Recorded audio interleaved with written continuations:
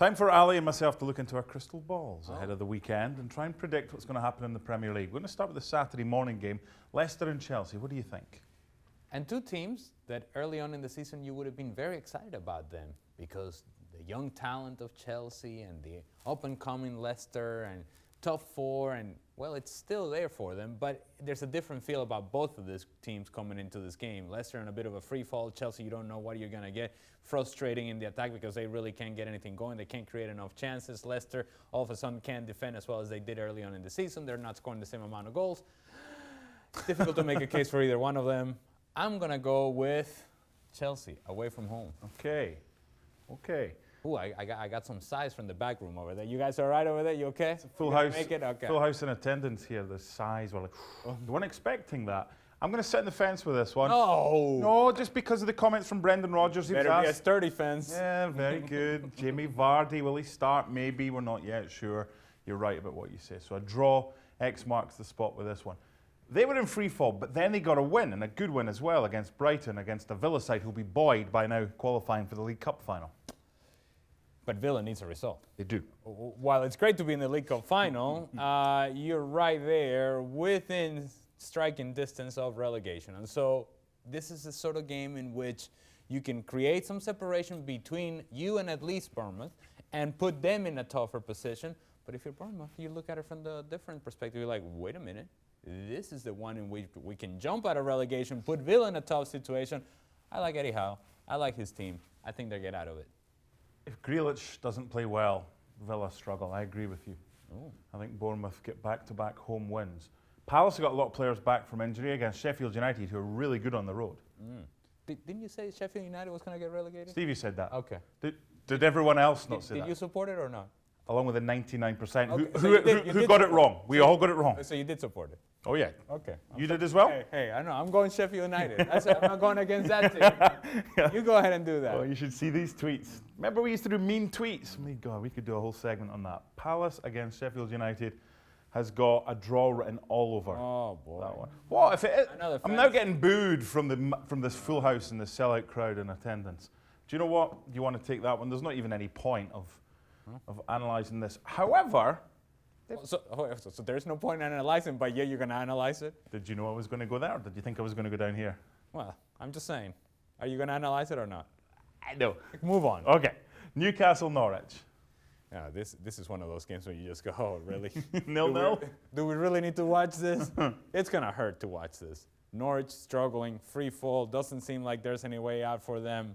Newcastle, boring to watch, efficient, effective, I guess, or enough at home in what would be an unwatchable match. That's a bit harsh for Newcastle and Norwich fans, but Newcastle will win that one because defensively they're... Okay, wait a second. Are you going to watch it?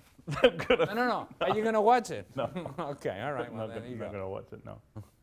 So you're going to watch Watford Everton. Is that more attractive to you than Newcastle against Norwich? Where's the resurgence of Everton? I thought that they were some sort of sleeping giant, and now Carlo Ancelotti was going to wake up this sleeping giant. It hasn't really happened. It's kind of start and stop for them. What you see is a team that, as we said back then, is a team limited in terms of talent available out on the field. The future may be brighter for them. They seem to believe so, but we're not in the future just yet. We're in the now. And Nigel Pearson and Watford, they need a result. They need one badly. They seem to be turning things around. I think at home they'll do just enough. Have you got some sort of plans? We're not in the future just yet. Are you going to sell shares in Ali Moreno's future expeditions? I am not in the future. I am in the now. I live for the now. And I'm excited about the now. Even though we're predicting. Yeah, for the future, for the future. Richarlison's back. That's a big boost for them. I don't think it's enough for them to get 3 points, but I think they'll get a point. We do need a draw button or something like that. West Ham against Brighton. Same noise for both. Ew. And ew. And in a battle of ew, difficult this one.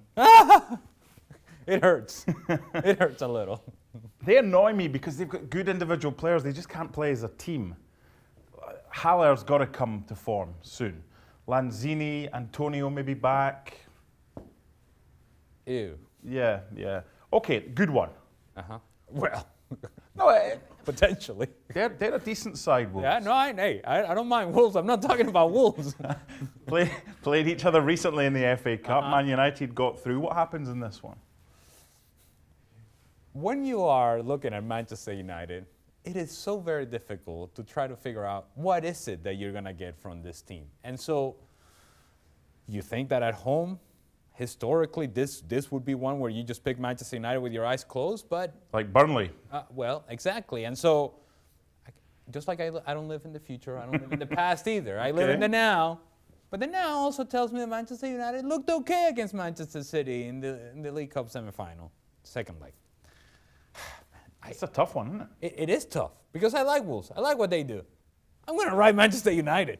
I don't know why, I don't know how. I'm going to go with Manchester United. I'm not very comfortable.